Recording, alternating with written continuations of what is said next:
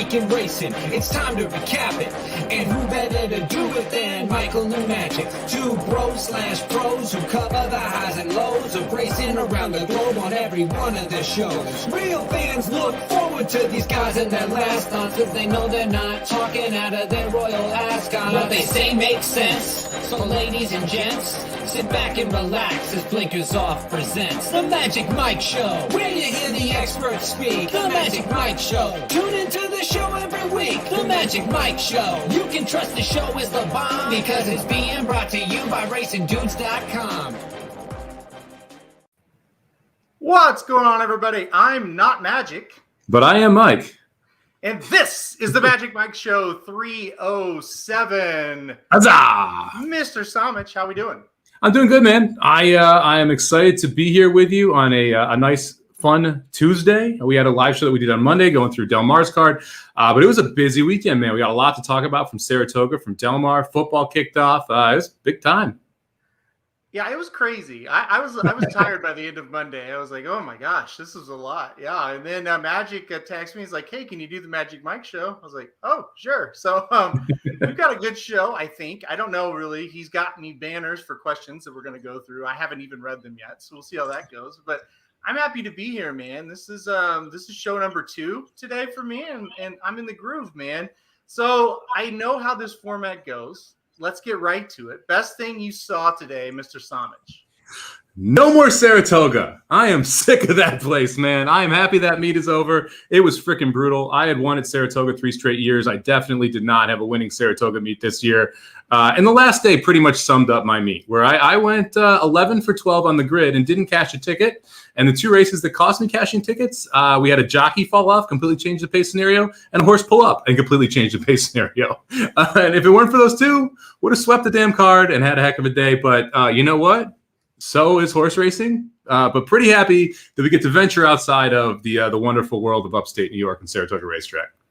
Yeah, it was kind of a rough meet for a few people here, and Dr. Tang agrees. He says, I agree with that. Saratoga sucked, LOL. Well, kind of so. The great races, just really frustrating because it seemed like the whole meet, you either had just absolute chalk fest, right? Where it's just, you have to hammer it like for $10 and hit singles the whole way through to profit.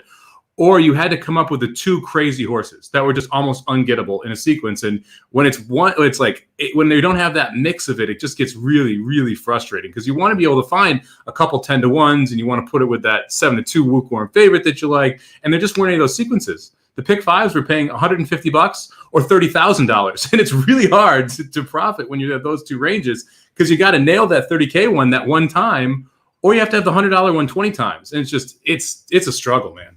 I would describe you of living in the middle of those 2 extremes. You know, Yep. That's the thing right from the start. What I've always liked about you, you don't pick long shots just to pick them and pray, you know, so to speak, that it's going to come in. At the same time, you do try to take some not all stance against all favorites, but some stances against ones you really don't like. And it seemed like they would all come in, or none of them would come in. And yeah, I mean that's Saratoga. That's horse racing. Yeah, exactly.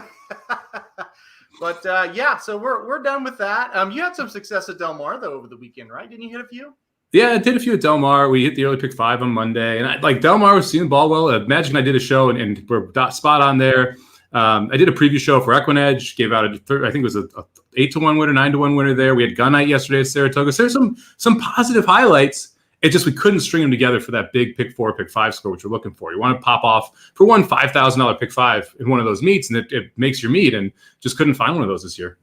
Well, the good news is Kentucky Downs is going on, or Rosario Downs as of now. He looked great yesterday. Dr. Tane saying, yeah, he just missed on 2 30K sequences. Would have changed the meet. Lexingtonian and got Stormy. Story of the meet. You're right, Dr. Tane. That does really sum it up. I know Got Stormy was one for you, Mike, that just killed you. That stung.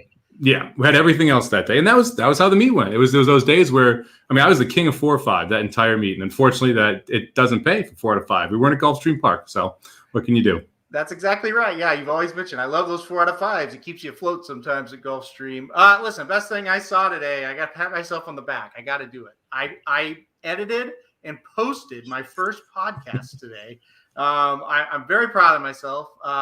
The editing part, listen, I kind of taught myself. I watched some YouTube how-to videos and it worked out. Jared's got his kids, Magic's on baby duty, and I was like, I have no help here, so I'm just gonna try to figure it out. So happy with that. The Dudes Who Bet Sports podcast is now actually a podcast and on Apple. So I was proud of myself so much. Way to go, man. I have lived through the editing nightmare when I did Coast to Coast.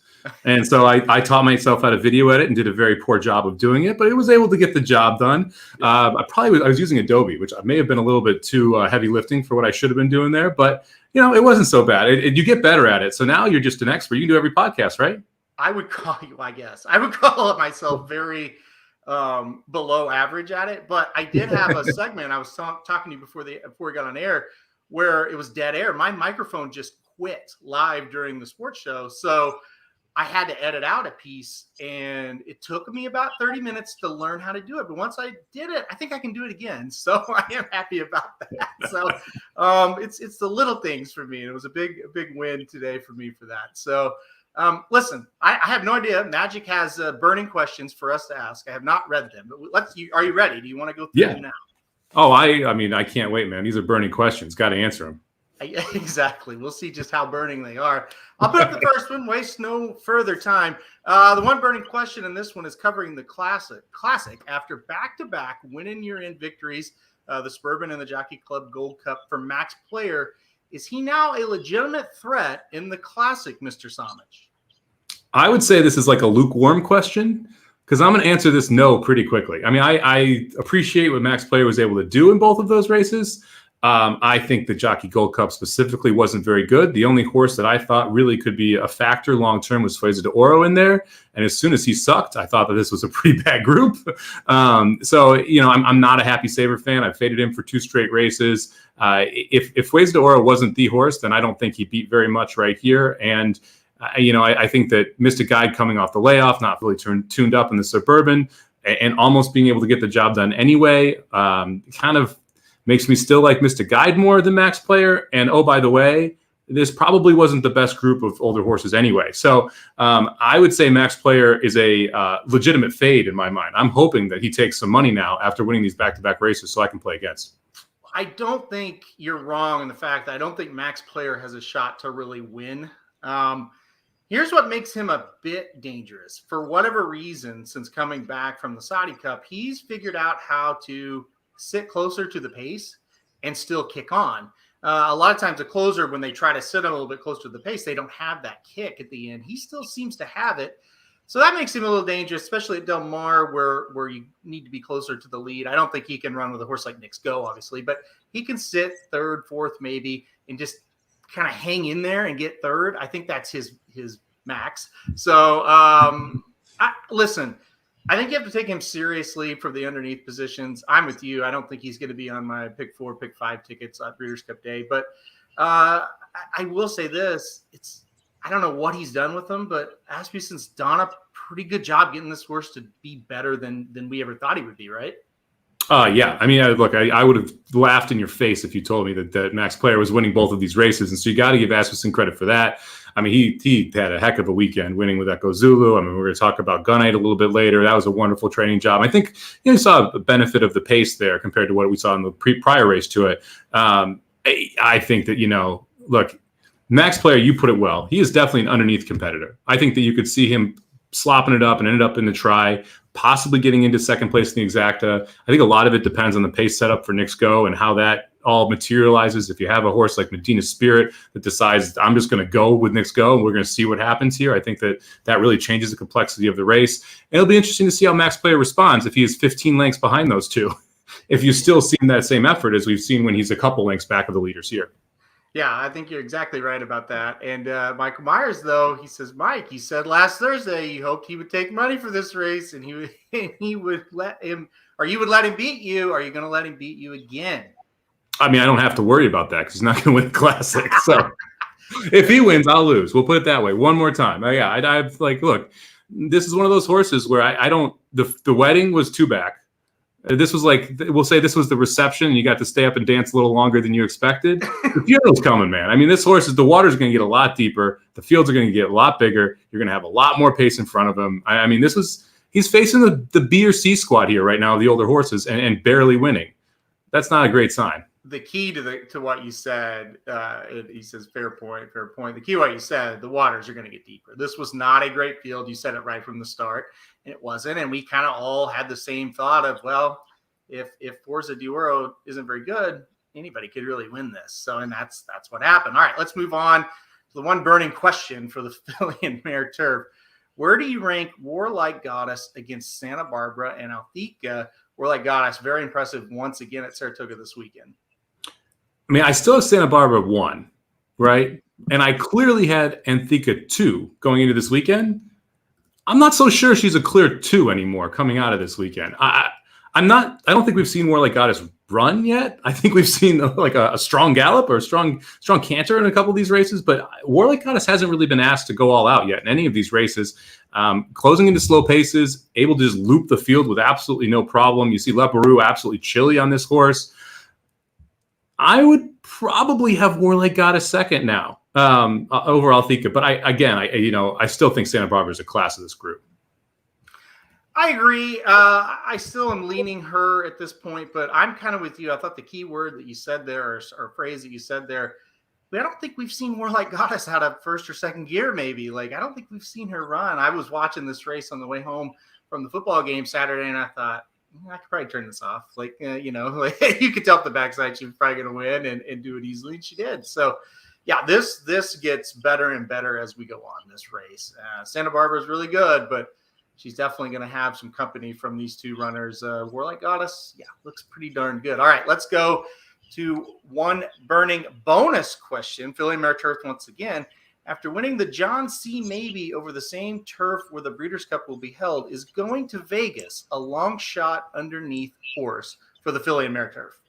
Not even a little bit. Like, that was pretty much the best possible setup you could get if you were going to Vegas. You had one of the other speed horses scratch out day of, the 2 horse in that race. And then you had the 5 horse was going to be the other stalker scratch out. And it left you with cheap speed that led the race for the vast majority. And going to Vegas sat right behind that cheap speed, pounced around the turn, and no one was going to catch going to Vegas once you put those fractions up. So this race is just one of those races where it looks like a monster race on paper.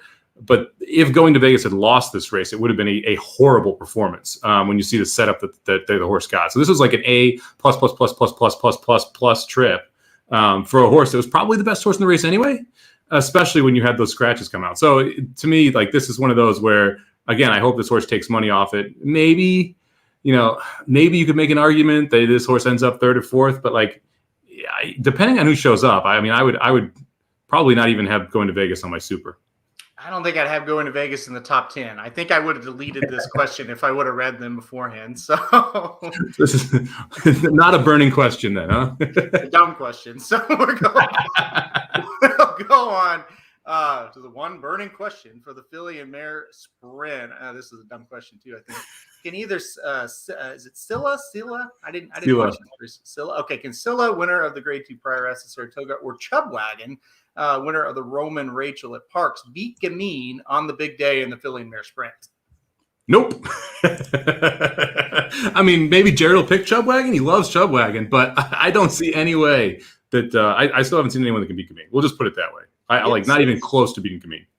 No. And if somebody's going to do it, I don't think it's one of these two either. So, yeah, this is it's a one dumb question that Magic put on here, but it'll be interesting to see where they put this race in the order. I'm not sure if they have a set order already, but this is one of those spots where if there's a pick 6, if anything like that, you want to almost avoid having Gamine in those sequences. So it'll be interesting to see how they try and structure these races on Breeders' Cup Saturday to figure out how to make sure you don't give the free square in the pick 6. And maybe they'll end up having to, but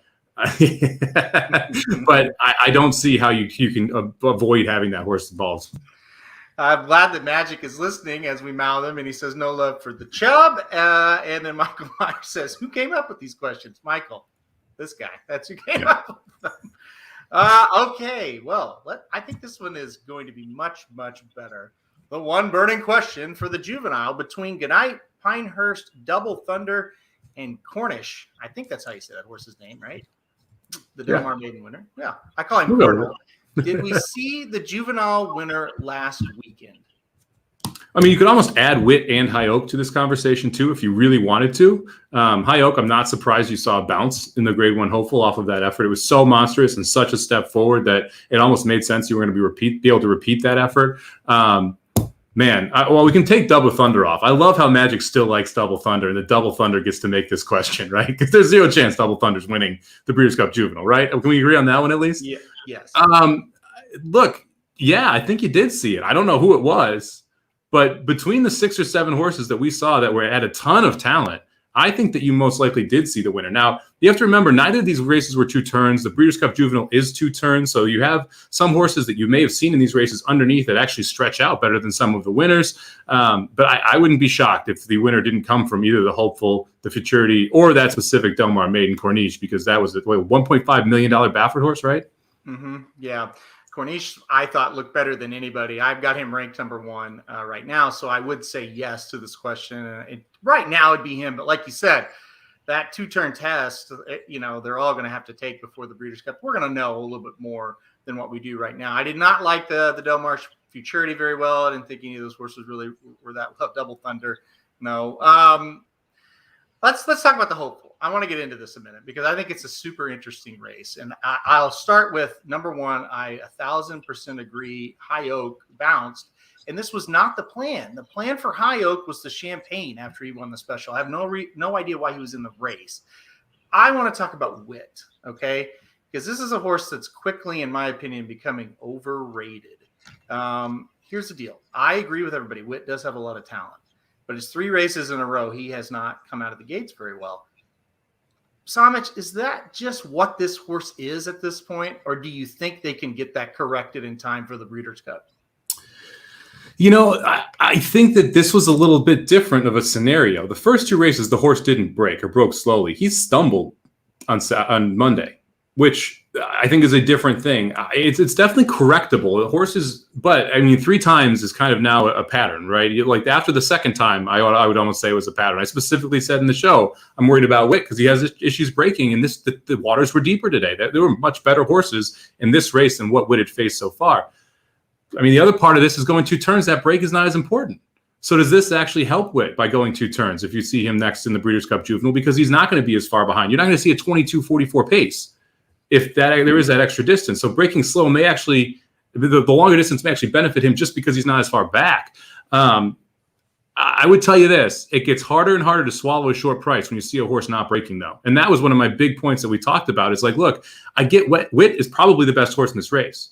But Wit can't spot this field 5 lengths and win. That's not doable against this group. It was against the previous groups that he faced. But, in a bigger field, it's harder to weave through that traffic. And you got more talent. And it caught up to him on Monday. And that's, Gunite was able to get out there. And, the perfect trip is when you're on the lead because you never have any traffic trouble. And that's what he was able to do, go to the front and run away from him. And Wit was just too far back, needed to do too much. Yeah, I totally agree. If you put the 2 horses together and you say, who has more talent, Wit or Gunite? Well, it's Wit.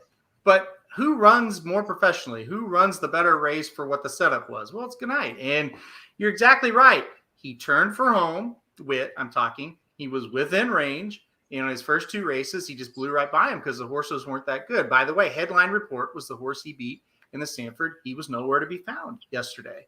He turned for home, and there's a pretty good Steve Asmussen horse who's on fire and has a lot of experience and was running really hard, and he couldn't catch him because he didn't back up to him.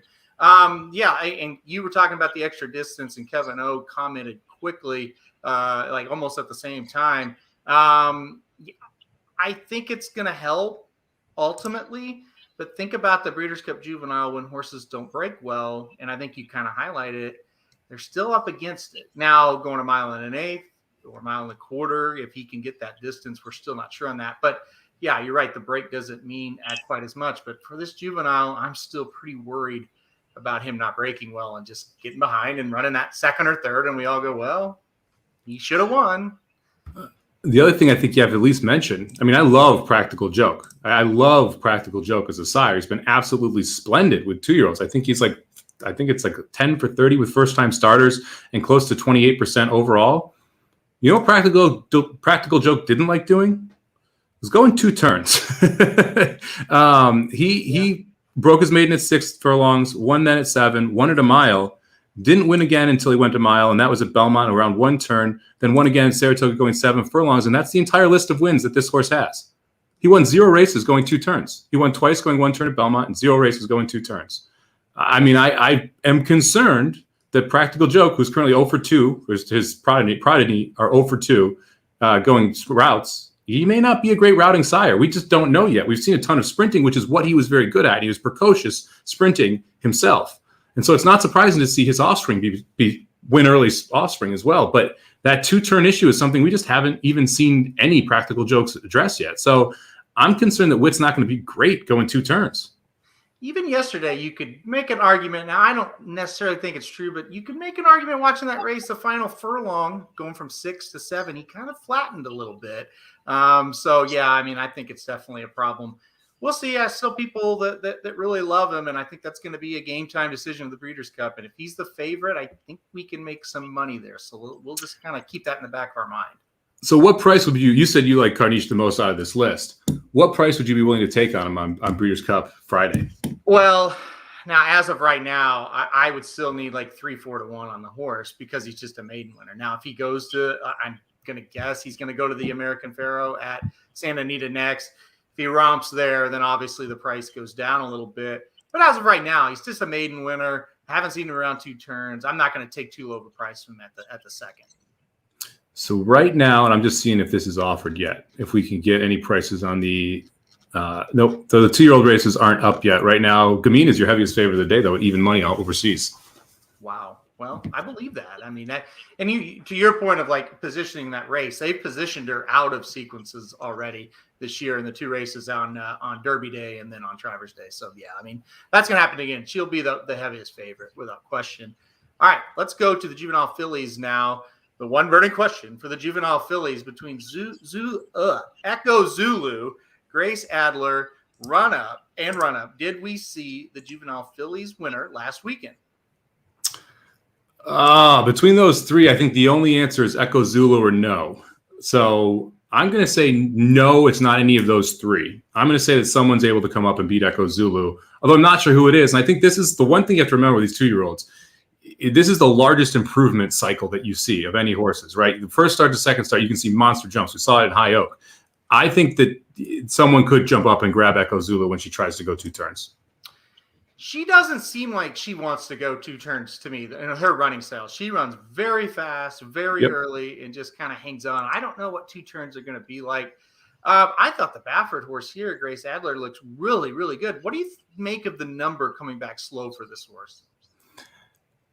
I am kind of still really hesitant about fillies in California in general. From what we've seen for the past 2 years, is that whenever they go anywhere, the waters get deeper because the Kentucky fillies, the Florida fillies, and the New York fillies are significantly better than what we've seen on the West Coast.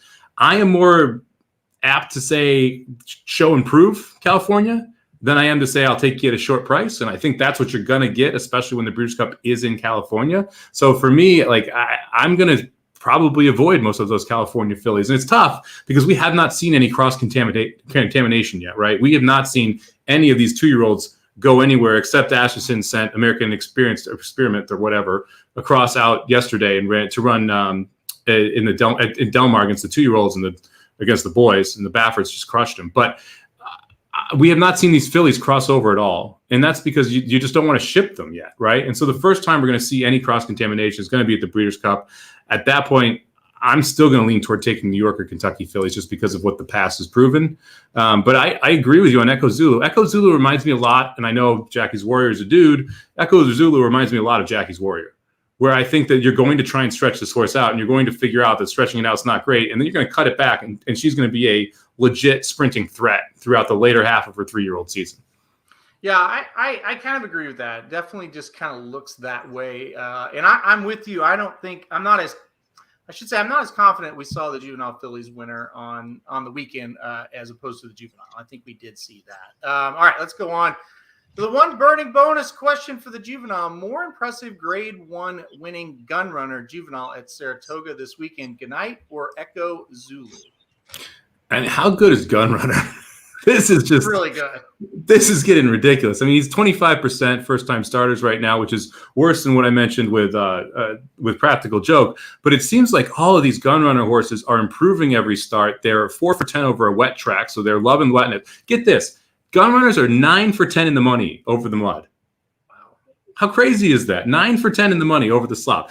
He is having an absolutely wonderful freshman campaign. Now you're having multiple grade 1s coming out of the Gun Runner Factory as well here. So back to this, who's the more impressive one?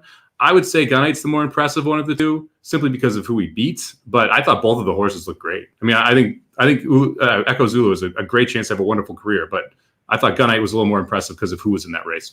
Yeah, winning at that price and beating those horses that he wasn't supposed to beat makes him very impressive. If you just take the races for what they were, maybe Echo Zulu's a little more impressive, maybe ran a little faster. But for Gunite to beat Wit, to beat High Oak, to beat his, the horse from Delaware, I can't remember the name off the top of my head. They looked really good. That was a great performance from Gunite. So I'm gonna agree with you on that one.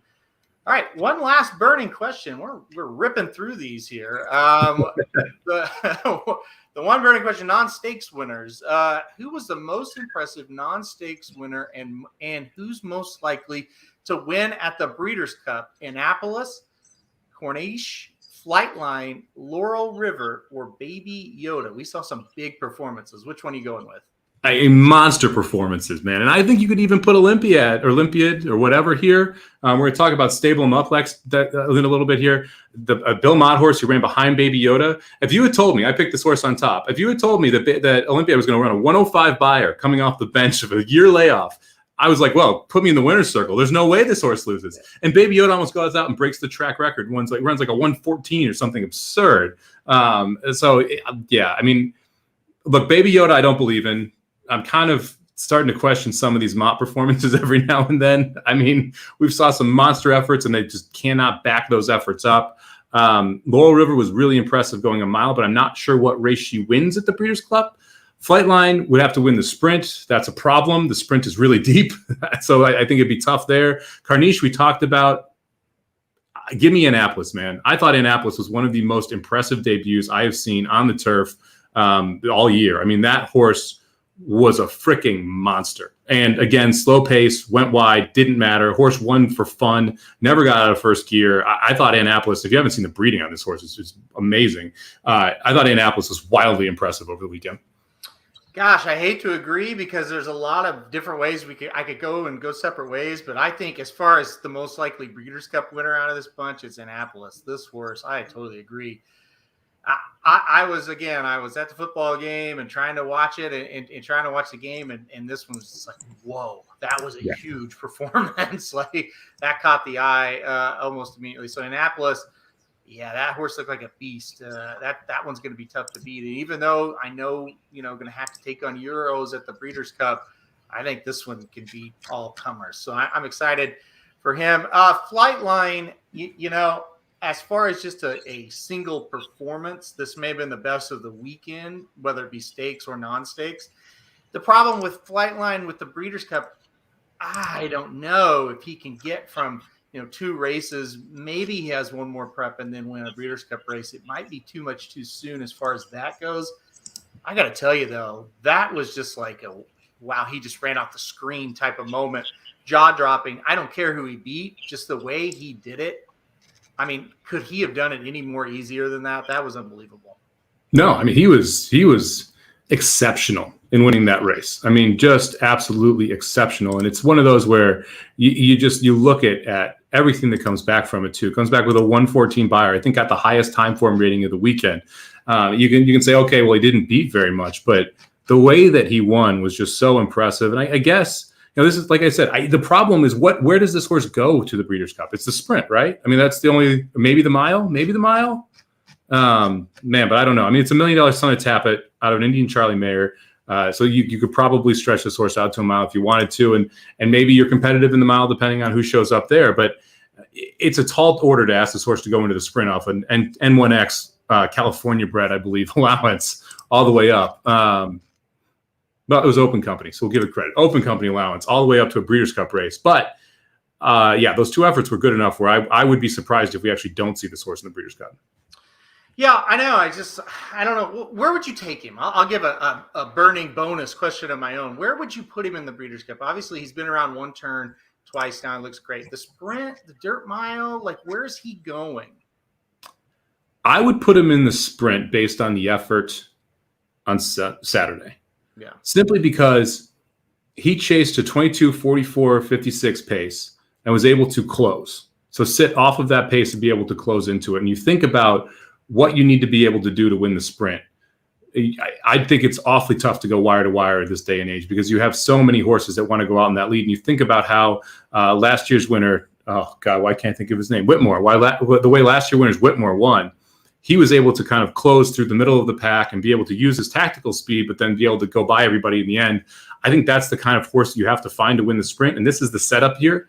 And I would much rather have the horse do something it's done than try something new for the first time when you're also making that class jump at the Breeders' Cup. Yeah, I totally agree with that. If he hasn't been around 2 turns, don't do it first time out at the Breeders' Cup. Mellow Yellow says he needs to be on the undercard, and then the Malibu.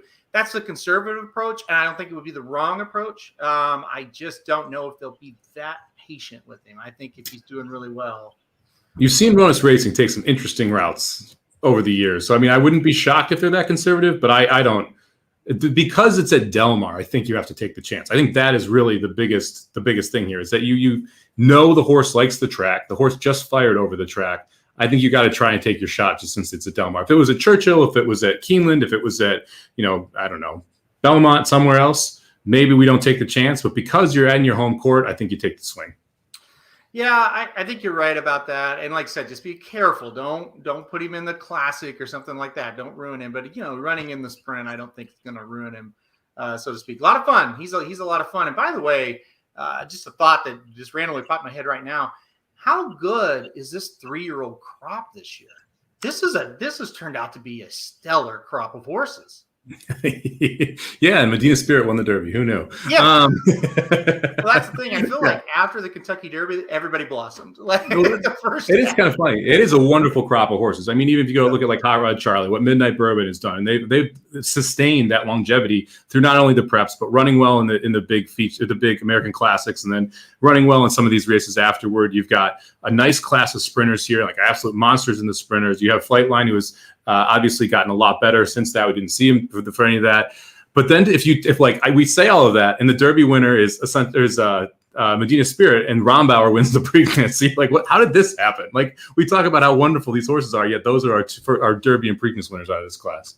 Yep, it's really going to be something to watch these horses. Hopefully they stay around. I'm skeptical that some of them will, but if you saw all these horses back at 4, all of a sudden this year's older horses are pretty weak. Next year would be phenomenal. We'll see though. That may be wishful thinking. That could be a good one burning question. How many 3-year-olds will win Breeders' Cup races this year? Without really analyzing, sitting it down, really thinking about it. Santa Barbara, by the way, is also 3. I think like 4.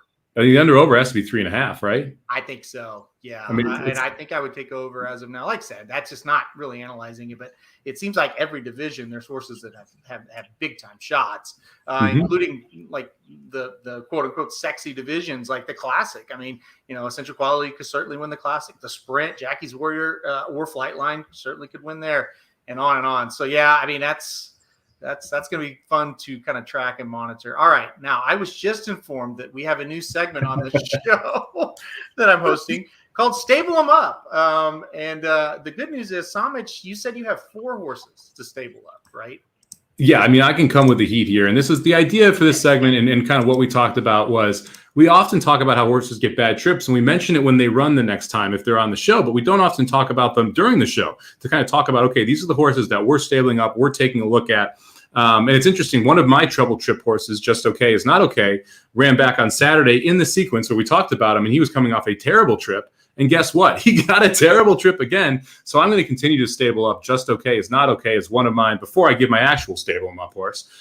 If you watch that trip, man, the horse stumbles badly at the start, almost goes to his nose, then has trouble around the first turn, has a little bit of trouble around the second turn, finally gets through on the rail, and just misses at the wire at 6-1. It was brutal.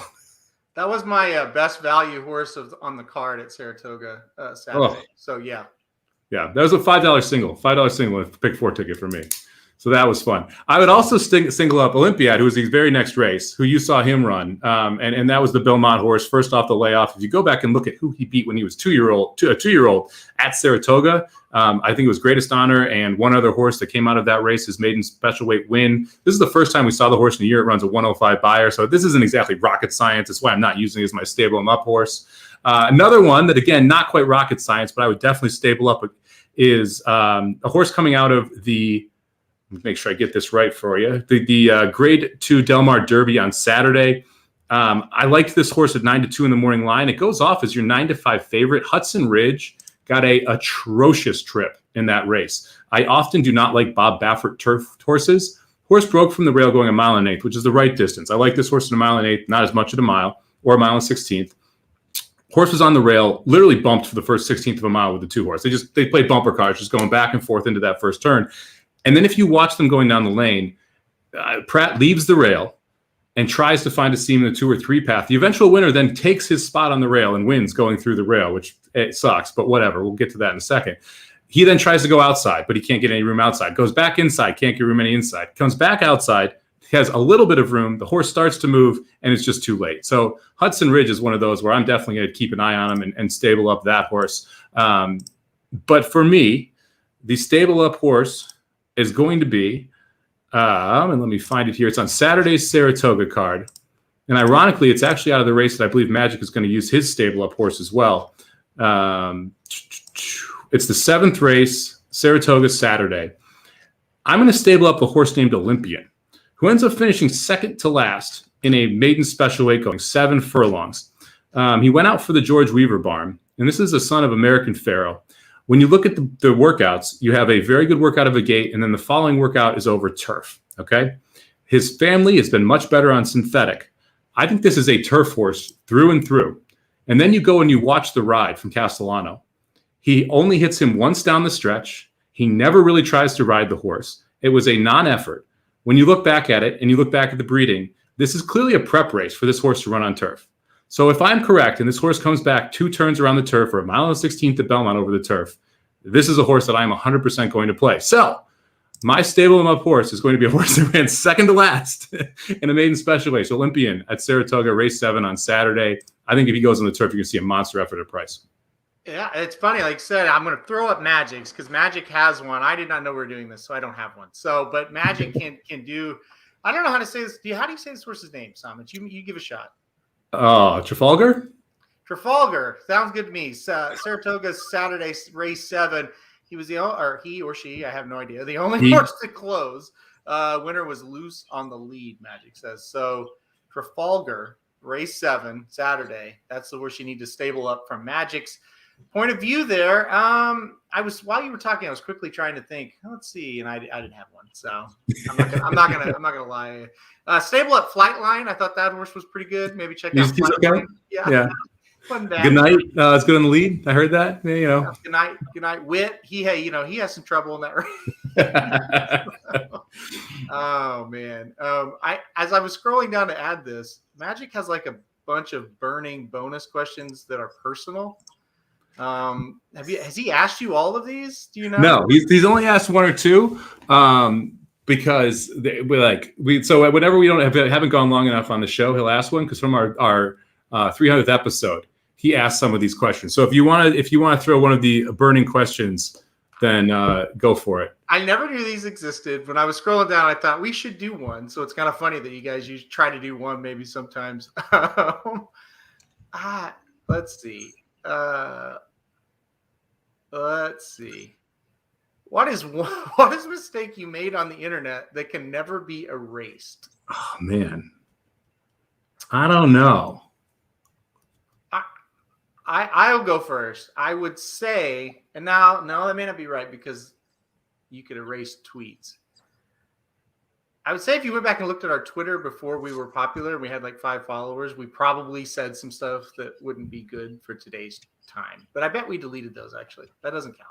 I would say if you could find some interviews I did for WPT back in the day, I was probably a little bit of a douchebag in my early 20s when I'm traveling around playing poker tournaments and thought I was absolutely hot shit. If you're able to find any of those interviews, that would probably be what I would like to delete. And obviously, I don't have the power to delete them. If you Google my name, you can find a freaking hilarious picture of me with long curly hair and a sideways Syracuse hat with my headphones in and a hoodie, thinking I'm like the coolest person on earth playing in a poker tournament. If you just Google Mike Somich, it shows up in images, I think. So some of the early poker day stuff, I would say we wouldn't mind if that just disappeared from the face of the earth, but it is what it is. Oh, this is going to make my day. Hold on here. I can't even believe this is you. Hold on. It's not. Hold on. I mean, there are some, like, I have some pretty good pictures from college too, where I have curly hair down to like below my shoulders as well. There's probably didn't need to do that either, but what can you do? Stand by, everyone. You're trying to share it, aren't you? There he is. Is that you? That's me. I was like, I don't know, 22 in that picture, something like that, and I think that was in Canada. And I was just signed on for the Team Poker Room, so I was playing for PokerRoom.com, and I thought I was like the coolest person in the world. I'm not gonna lie, I thought I was like just such hot shit, and you could probably tell just from that photo. I love it. This is fantastic. You made my day today, Somich. I'm so glad that Magic didn't show up today, and I found these questions because we uncovered a gem there. Yeah, Somich, 23-year-old Somich, rocking the Syracuse hat. Why Syracuse? My dad went to Syracuse. My mom went to Syracuse. I actually was planning on going to Syracuse for a while, and then I visited it and realized as I trudged through 6 feet of snow on a Monday, January morning, that I don't go to school when I live with my parents and I'm in high school. So trying to like get me to go to class when there's 6 feet of snow in the ground in upstate New York was absolutely not happening. I mean, I ended up making it through 1 year in Missouri anyway, so it's not like it really mattered long run. But yeah, I quickly decided that was a bad idea. Oh man, this is great stuff. Your parents and Ricky P graduating from Syracuse. How about that? I thought of one. So when I was in high school, my buddy and I made a professional wrestling website. We actually interviewed a lot of like independent wrestlers, like some real like nobody would ever have heard of them or anything, but that's probably still out there. It was called the Wrestling Informer page. If you Google that, you might be able to find it. That's probably something that I'll never be able to get past. And yeah, I still watch wrestling today, so there's that. But yeah, that'd have to be me. There is no embarrassing picture of me, I don't think. I'll Google that. I don't think there is. So anyway. Wrestling's become cool again, man. I keep seeing everyone doing their like. You see all these new wrestling podcasts and like the Ringers putting episodes up, and like Barstool's got a bunch of wrestling shit, and like it's just wrestling's kind of on the come up again. It's the best it's ever been, and I followed it for many years. The wife. I don't know if I want to. The wife watches. Oh, here's what's funny. Here's what's funny. I got back into it again about a year ago. Okay, and I watched a company. It's AEW, right? And she like would just be in the room and it'd be on. She loves it now. She won't miss an episode. We bought the pay-per-view on Sunday, which was fantastic, by the way. She watched every second of it, totally into it. That's what's made it fun for me because she's totally into it. So that's literally like one of the fun things we do together is that now. So you and Heather got to be going to one of these live, right? So funny. So they're going to be in St. Louis, right? But we're going to be at the Breeders' Cup. It's during the Breeders' Cup, so we couldn't go. But she's like, you know what? We're going to find one somewhere. Don't worry about it. So yeah, she's actively looking for tickets for that. So yeah. You know what you need to do? Let's hear it. When's your anniversary? October something, 26th. You need to get her wrestling tickets for your anniversary. Oh, I hope she's not outside listening to this. Because if that is what you're able to get her, that would be incredible if it actually goes off well. Dude, I 100% know it's going to go off well. She's in love with some of these guys. So yeah, it's going to be, yeah, it's been the shock of my life that she likes it like she does, but it's been fun. Yeah. So that's what I'll do. Anniversary. Look that up now. October 26th. Anyway, I'll do that after we get up there. How about? Okay. So how did Guys Who Bet Sports do over this weekend? You know, really well. My dad especially is off to a very good start. We both won more than we lost. Both of our locks won. My dad's underdog won. His dog of the week was Virginia Tech plus 5.5, and they beat North Carolina 17-10. His lock was Texas -8. That worked. And then my lock was Maryland +3, and that worked out. So it was good. I think he may be having more fun with it than anybody we have. Like, he wakes up and that's like 6 text messages from him about what we're going to do today. So it's been good. It's been a lot of fun. Awesome, man. I love it. We got NFL this weekend. Excited to get that going. Do you have any early NFL picks you want to give out? I don't have any specific picks yet. I do know we're going to cover 6 NFL games and 6 college games on the website as far as articles, and then obviously on the Dudes Who Bet Sports Show. I think Kansas City -6. I got to take that. I think they'll get the job done. I haven't really dove into some of the other ones. Oh, the upset I like, the Giants. I can't remember what they're given. But they're an underdog at home against Denver. I like the Giants to win that game. That might be my lock. I'm looking for it right now. See if it's So you up. got anything? Giants are 3-point dogs at home right now. So yeah, you get the Giants or the Broncos. Giants. Yeah. I bet my first bet on the NFL today. Pretty excited about it. I played a 3-team teaser. Okay. So I teased the Tampa Bay Buccaneers from 8 down to 2. So you get the key numbers of both 7 and 2. I teased the Washington Redskins up from a 1-point dog up to 7.5 against the Los Angeles Chargers. So they get through 7 there as well. And then I teased down the Buffalo Bills from 6.5 to even against the Pittsburgh Steelers, because I think the Buffalo Bills are going to be good. And I think the Steelers and the Baltimore Ravens are both going to be pretty bad this year. Really? You don't like the Ravens? They had one of the easiest schedules last year. If you look at the quarterbacks they faced last year, it was ridiculously easy. If you look at the schedule they faced and the quarterbacks they face this year, it's ridiculously hard. And the one thing they can't do is get down in games. They cannot come back. So if you're facing better quarterbacks who have the tendency to score early, it's going to put a lot more pressure on Lamar to be able to throw. And whenever Lamar has to throw, we've seen what happens. So I think that they're the one team that's in trouble that a lot of people are talking about, possible Super Bowl contender. Well, that's exciting because like I said, preliminary thoughts. I haven't really looked at them hardcore, and I will tomorrow to get ready for the show. But I saw that the Raiders are given 4.5 at home against Baltimore. I kind of like the Raiders to get. I said given. I mean they're getting. Yeah. I'm sorry, they're getting 4.5. So another home dog, Monday Night Football. I don't think the Ravens are all that either. I think they're better than what you think, maybe, but I don't think they're great. I'm almost thinking Raiders in an upset there, so that's interesting. I agree with Pittsburgh. I don't like them. Those Monday night games, week 1, the home team, especially the West Coast home team, usually is a very big advantage. So I don't hate catching 4.5 there. I like the over in that game, 51. Baltimore should be able to move the ball pretty easily against Oakland, and Oakland should be able to move the ball pretty easily against Baltimore. So 51 seems like that's right in the realm of where you'd expect to come back. I would agree. And Dr. Tang is leaning Miami and Buffalo. I'm all in on Miami this year. I've told you that. I know that's your team. I'm not sucking up to you. I'm all in. I think Miami's going to be really good. I think they're going to win in New England on opening weekend. What about you? I think that, look, okay, it's shocking. First off, 2 Alabama quarterbacks, week 1, kind of crazy, like 2 years ago and this year's. I think Miami's going to win that game. I like Miami quite a bit this year as well. They're catching 3 points right now, so I'd lean there. I am scared of this New England team, to be completely fair. I think a lot of people forget how many people on that defensive side of the ball opted out last year. So it's kind of like those are all free agents coming back in.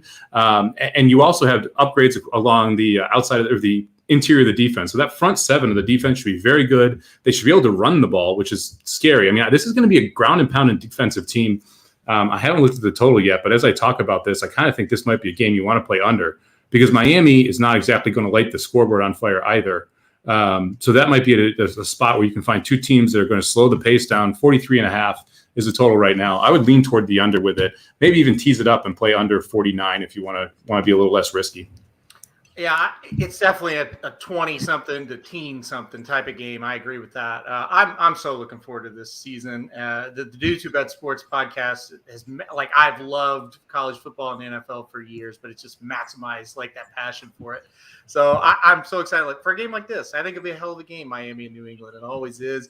I'm ready for Miami to break through this year, Samich. I think they can be right up there, right up there at Buffalo. So. Oh man. God, I hope so. The nice thing is if Tua, I don't think Tua sucks, but if Tua sucks, we got Brissett, who's a very comparable backup, and with that defense, should be able to win some games anyway. So I think we're at worst a fringe playoff contender, which is going to be nice. Yep, I totally agree. It's going to be fun season. We got a great week of the NFL, but we got great racing too. Kentucky Downs, really the star of the show this weekend, and there's some great races that we'll talk about later on in the week. He's got that. When he prints them, it's money every time.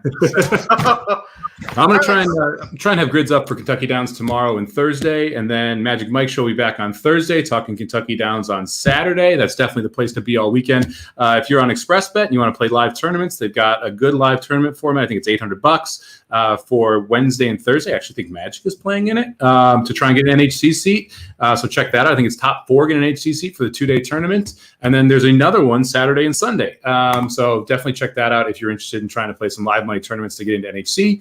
It's a cheap buy-in with a high upside.